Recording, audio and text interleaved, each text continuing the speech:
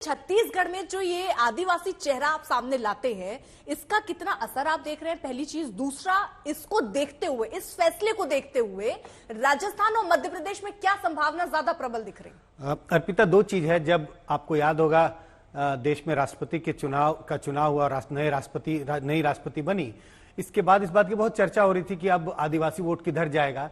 इन चुनाव के नतीजे तो ये बता रहे हैं कि आदिवासी वोट किस तरफ गया। छत्तीसगढ़ में अब एक आदिवासी मुख्यमंत्री बनाया जा रहा है। जब वो शपथ लेंगे एक दो दिन में, मुझे लगता है इसका जो नतीजा है, इसके जो बीजेपी का जो प्रयास है, इसकी जो सफलता है, वो लोकसभा का जो चुनाव होगा अगले साल, उसमें देखने को मिलेगा। ट्राइबल वोट निश्चित रूप से बीजेपी की ओर शिफ्ट करता हुआ दिखाई पड़ेगा। अब राजस्थान और मध्य प्रदेश सस्पेंस बना हुआ है, न मैं कह सकता हूं, न मुझे लगता है आप कह सकते हैं कि किसे बनाया जाएगा, लेकिन बैलेंसिंग एक्ट होगी। एक जगह आदिवासी मुख्यमंत्री बना दिया गया। इस बात की चर्चा हो रही है कि मध्य प्रदेश में ओबीसी बड़ी संख्या में, पहले भी ओबीसी मुख्यमंत्री थे, कोई नया ओबीसी चेहरा आएगा, मुझे भी ऐसा लगता है। राजस्थान का सस्पेंस बना है।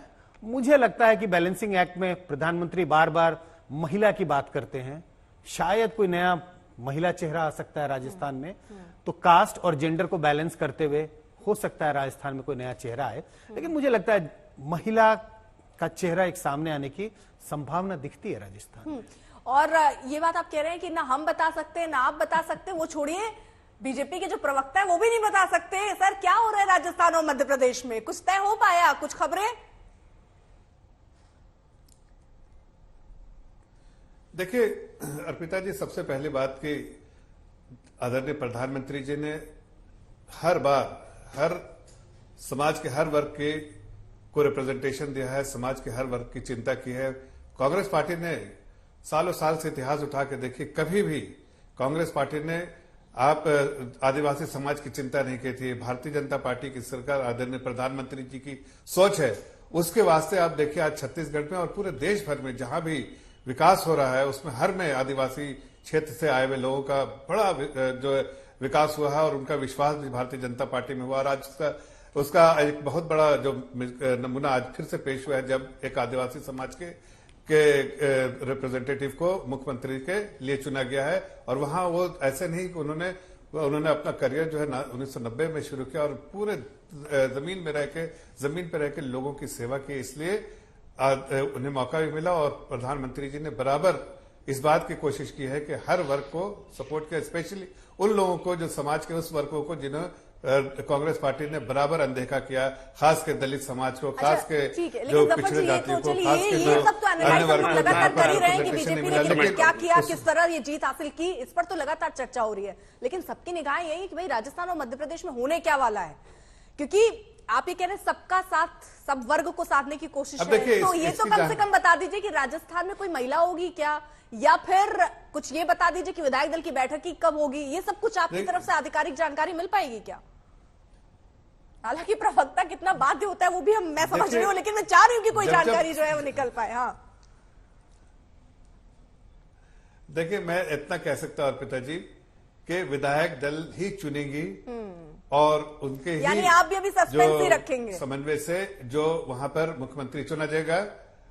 लेकिन नहीं, जो पार्टी ने फैसला किया है कि वहां पर भेजा गया है लोगों को, और वहां उन तीनों लोगों के बीच विधायक दल से चर्चा होगी, और चर्चा के बाद जो भी फैसला होगा लोगों के बीच में आपको, जब पार्टी की लीडरशिप हाईकमान को भी जानकारी दी जाएगी, और उसके बाद एक बार जब पब्लिक होगा तो आपको पता चल जाएगा। लेकिन मैं इतना जरूर कह सकता हूं कि जो भी चुना जाएगा वो एक सामान्य कार्यकर्ता होगा, जो एक कमिटेड वर्कर होगा, एक ऐसा वर्कर होगा जो समाज में रहकर लोगों के लिए काम करता हो, और प्रधानमंत्री की जो गारंटी है उसको पूरा करने में कोई कसर नहीं छोड़ेगा। ये बहुत सेफ लाइन है जिस पर आप निकल पड़े हैं। ठीक है, देवाशीष जी से भी जान लेते हैं, वो भी कुछ कहना। सर, ये सेफ, ये तो कोई भी कहेगा कि भाई कोई भी मुख्यमंत्री होगा तो वो कार्यकर्ता ही होगा, कोई भी मुख्यमंत्री होगा तो बीजेपी का ही होगा, कोई भी मुख्यमंत्री होगा तो जनता के बीच जाके काम करता होगा। ये तो सारी बातें सब कोई जानता है सर। मतलब ये तो मतलब जनता के बीच जाने वाला नेता ही मुख्यमंत्री बनेगा। किसी का नाम अर्पिता जी, सर ये ये कैसे मीटिंग से पहले ये कहना तो सही नहीं होगा कि नहीं, मीटिंग से पहले ये कहना तो सही नहीं होगा कि ये हो सकता है, ये नहीं हो सकता है। जब विधायक दल चुनेंगे तो आपको भी जानकारी हो जाएगी। भी देखिए, समझ ही रही हूँ। हाँ, ठीक है। मैं जाएगी। देवाशीष जी कुछ मुस्कुरा के कहना चाह रहे हैं। हाँ, ठीक। अर्पिता जी देखिए, भारतीय जनता पार्टी मोदी और शाह की पार्टी है, और सैयद जफर जी बिल्कुल सही भी कह रहे हैं। उनको नहीं पता होगा, और उनको क्या, किसी को भी नहीं पता होगा, कोई नहीं कह सकता कि उनकी कृपा किस पर होने वाली है। पर यह तय हो चुका है कि कोई भी सीनियर नहीं होगा जो भी अमित शाह को और मोदी को चैलेंज कर सकता है सीनियरिटी के मुकाबले में, या भविष्य में वो नेता का दौड़ में शामिल हो सकता है देश की केंद्र की कुर्सी के दौड़ में, वो नेता अब नहीं होगा। अब यहाँ पर बस मुसीबत यह है कि किसको वो साध सकते हैं। क्या ऐसा तो नहीं हो सकता कहीं कोई डिसओरिएंटेशन हो जाए, कहीं कोई बगावत जैसी बात तो निकल के नहीं आए, जो किसकी मुझे संभावनाएं कम लगती है। इतना हिम्मत आज के दौर में किसी नेता में भारतीय जनता पार्टी के में होना बहुत बड़ी बात है। रही बात छत्तीसगढ़ की बात, तो छत्तीसगढ़ के पहले मुख्यमंत्री, आदिवासी मुख्यमंत्री विष्णुदेव जी नहीं है। इससे पहले जब जो छत्तीसगढ़ के पहले मुख्यमंत्री थे इसकी अजीत जोगी जी, वो उस समुदाय से आते थे। रही बात कांग्रेस की तरफ से रिप्रेजेंटेशन की, तो इससे पहले जो मुख्यमंत्री थे छत्तीसगढ़ के, वह ओबीसी वर्ग से आते थे। राजस्थान के मुख्यमंत्री ओबीसी वर्ग से आते थे। कर्नाटका के सीएम ओबीसी वर्ग से आते हैं। तो कांग्रेस ने रिप्रेजेंटेशन दिया है। कांग्रेस के राष्ट्रीय अध्यक्ष दलित समाज से आते हैं। तो रिप्रेजेंटेशन देने जैसी कोई बात नहीं है। लेकिन बस मैं कहना यही चाहता हूं कि जीत की 100 कहानियां होती हैं और हारने वाले की भी 100 कहानियां होती हैं। अभी हम लोग आज चुनाव में पीछे रहे हैं, तो इसलिए हमें जनता का फैसला मानना होगा। और भारतीय जनता पार्टी का यह आंतरिक मामला है, लेकिन आंतरिक मामले में भी ये देखने को मिल रहा है कि कुछ नेता मोदी और अमित शाह जी के वर्चस्व के लिए कुछ नेताओं का सर्वस्व समाप्त होने जा रहा है।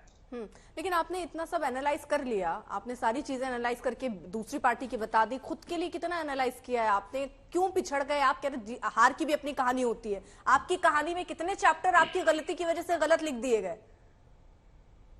देखिए, हर पार्टी जो भी चुनाव लड़ने के लिए जाती है वो यह सोच के जाती है कि उसको चुनाव जीतना है। हारने के लिए कोई पार्टी चुनाव लड़ने के लिए नहीं जाती है। और ये जनता का जनादेश होता है कि उसने किसको सरमाथे बिठाया, किसको नकार दिया। और जिसको नकार दिया जाता है उनका काम ये होता है कि फिर से वो विपक्ष की भूमिका में बैठ के काम करे और जनता के बीच में 5 साल के बाद फिर जाए मैंडेट लेने के लिए। तो हमारे जो जनता ने जिम्मेदारी दी है कि हमें जनता के मुद्दे उठाने हैं और जनता के बीच में पुनः मेहनत करके फिर वापस जाना, उस पर काम करेगी हमारी पार्टी। नहीं, मुझे एक चीज बताइए, आप कह रहे हैं कि आप मुद्दे समझ रहे हैं, लेकिन चुनाव से पहले के मुद्दे तो यही थे ना कि मोदी से अब जनता का मन भर चुका है, अब यही चेहरे हैं, देखिए अब इनको झटका लगेगा। ये सारे मुद्दे थे जिनको आप लोग की आपकी पूरी पार्टी ने उठाया। लेकिन ये भी तो सच्चाई कि जनता ने नकार दिया। तीनों जगह पर मुख्यमंत्री फेस कोई अनाउंस नहीं हुआ था, मोदी के चेहरे पर ये चुनाव लड़ा गया और तीनों जगह पर सरकार बना पाई है बीजेपी। तो ये भी समझना पड़ेगा। आप ये कह रहे हैं कि आपने हर आदिवासी को आपने पूरा वहां पे सम्मान दिया, आप हर वर्ग गिना रहे हैं, लेकिन ये सीधी नाराजगी तो छत्तीसगढ़ में दिखी आदिवासियों की ना। 26 में से सिर्फ 4 सीटें आप जीत पाए।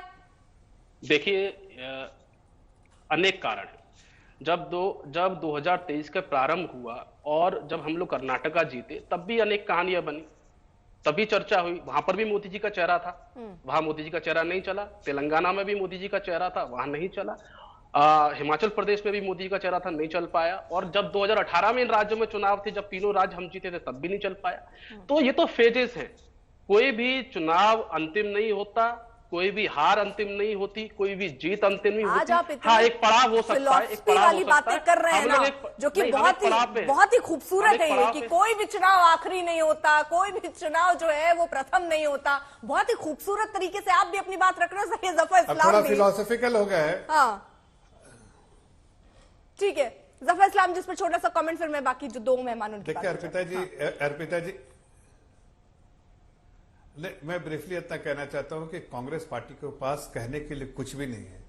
देश की जिस तरह से लीडरशिप भारतीय जनता पार्टी ने जो वर्चस्व दिखाया है, जिस तरह से लोगों के मन जीता है, सेवा किया है, उसका जो है फायदा साफ दिख रहा है कि जनता का आशीर्वाद बार बार हमें मिल रहा है। आदरणीय प्रधानमंत्री जी की लोकप्रियता ऐसे नहीं बढ़ी है, जनता का मन जीतने के बाद बढ़ी, जनता का विश्वास जीतने के बाद बढ़ी, और जनता का आशीर्वाद उसी वजह से बार बार भारतीय जनता पार्टी को मिल रहा है। इसलिए कि मोदी जी ने जो भी कहा था वो पिछले 9-9.5 साल में करके दिखाया है। और आगे आने वाले दिनों में अगर किसी एक पार्टी पर लोगों का भरोसा है, वो आदरणीय प्रधानमंत्री जी पे, भारतीय जनता पार्टी है एनडीए की सरकार में। और इसलिए हमें पूरी उम्मीद है कि जहां जहां भी ये कह रहे हैं कि इलेक्शन होता रहता है, जहां जहां भी इलेक्शन होगा, परिणाम आपको दिखेगा कि भारतीय जनता पार्टी के फेवर में आएगा। और कांग्रेस पार्टी को जिस तरह से इनका जो लोगों को ठीक है सर। जिस तरह से करप्शन की आप देखिए ना, वही छत्तीसगढ़ वही झारखंड के में 200 करोड़ 250 करोड़ गिनती खत्म नहीं रही, जिस तरह से करप्शन हो रहा है। करप्शन के खिलाफ हम लड़ रहे हैं, करप्शन के लिए ये पार्टियों में करप्शन किया जा रहा है, तो जाहिर है जनता के लिए, जनता की आंखों में तो सब सामने दिख रहा है कि भाई एक पार्टी करप्शन के लिए लड़ रही है, करप्शन के खिलाफ लड़ रही है। एक प्रधानमंत्री जिसने पूरा वायदा किया जनता से, 0 टॉलरेंस ऑन करप्शन, और दूसरी तरफ 10 जनपद में बैठ के वहां उनके विधायक दल, वहां उनके जो एमपीज हैं वो करप्शन किए जा रहे हैं और उनका पूरा सहयोग जो है 10 जनपद से मिल रहा है। तो ये आपके सामने नजारा है, इसलिए जनता जो देख रही है उसी अनुसार वो फैसला मिले। ठीक है सर। विनोद जी, यहाँ पे क्योंकि अब बार बार रणनीति की बात हो रही है, बीजेपी का इतना समय लेना, जिस तरह से आप समझिए हफ्ते भर तकरीबन हो गए परिणाम आने के बाद, अब नामों का ऐलान हो रहा है, तो क्या ये इतना इसको स्ट्रैटेजी के तौर पर आप देखते हैं कि बहुत समय लेना ये दिखा रहा है कि वो तय नहीं कर पा रहे हैं, या वो हर एंगल पे, क्योंकि सामने 2024 का रण है, उन सब को सोचते हुए कौन से वर्ग को साधना है, सबको साथ लेना है, कहीं अंदर फूट ना हो, क्योंकि जब आप बड़ी पार्टी बनते तो ये सारे खतरे भी आपके सामने होते हैं, इन सबको जज करने के बाद बीजेपी आगे बढ़ रही। देखिए, जिस तरह की जो राजनीतिक शैली है प्रधानमंत्री जी की, अमित शाह जी की, तो नाम तो तय कर चुके हैं, लेकिन सबको साधना है, सबको मनाना है। जो दावेदार हैं, खासकर पुराने नेता, उनको संदेश देना कि भाई आपका समय हो गया, अब आप पार्टी की सेवा करिए। जो नए दावेदार हैं कई, उनको संतुष्ट करना कि आपके हितों का ध्यान रखा जाएगा। और सबसे बड़ी बात है, क्योंकि लोकसभा चुनाव बिल्कुल 4 महीने बाद लोकसभा चुनाव है और पार्टी को उन चुनाव में जाना है, और पार्टी नहीं कोई जोखिम लेना चाहती है कि आप अचानक अनाउंस कर दें बिना कोई कंसल्टेशन किए, बिना बातचीत किए, और जैसे नतीजे आए उसके बाद तुरंत नाम आ जाए, तो जो असंतोष उठ सकता है उसको भी थामना जरूरी होता है। ठीक है, आज मोदी जी का नेतृत्व भारतीय जनता पार्टी में सर्वमान्य है, एक छत्र है, लेकिन नेता जो बड़ा नेता होता है उसको भी ये लगता है कि भाई सबको साथ लेके चलो। तो जब हम सबका साथ सबका विकास का नारा देते हैं तो पार्टी में भी सबका साथ सबका विकास होना चाहिए। तो अब वसुंधरा जी हैं, उनको भी साथ रखना है, शिवराज सिंह चौहान को भी साथ रखना है, रमन सिंह को भी साथ रखना है, क्योंकि लोकसभा चुनाव में कहीं से किसी भी तरह का कोई कमजोरी ऐसी नहीं होनी चाहिए जिससे पार्टी नुकसान उठा जाए। तो ये सारी चीजें होती हैं, सारे कंसिडरेशंस होते हैं, caste balance, social balance, gender balance, ये सब देखना होता है। अब जैसे छत्तीसगढ़ में एक आदिवासी मुख्यमंत्री दे दिया, मध्य प्रदेश में ओबीसी की बात हो रही है, अभी मैं खबर पढ़ रहा था, एक पोर्टल बिल चल रहा है कि शायद रीति पाठक महिला मुख्यमंत्री के रूप में उनका नाम आ जाए, ये भी एक चल रहा है कि महिला और सवर्ण वहां दे दें। राजस्थान में हो सकता है कोई दलित दे दें या राजपूत दे दें, क्या दे दें अभी कुछ। तो ये सारे बैलेंसेस जो हैं ये देखने होते हैं नेतृत्व को, और मुझे लगता है इसीलिए इतना समय लगा। और ऐसी कोई संवैधानिक बाध्यता तो है नहीं कि नतीजा आया और आपने अगले दिन घोषित कर दिया। 2018 में भी कांग्रेस पार्टी ने भी टाइम लिया था, जबकि उनके यहाँ सचिन पायलट और अशोक गहलोत के बीच में तय करना था, सिंहदेव और भूपेश बघेल के बीच में तय करना था, कमलनाथ, सिंधिया और दिग्विजय सिंह के बीच में तय करना था।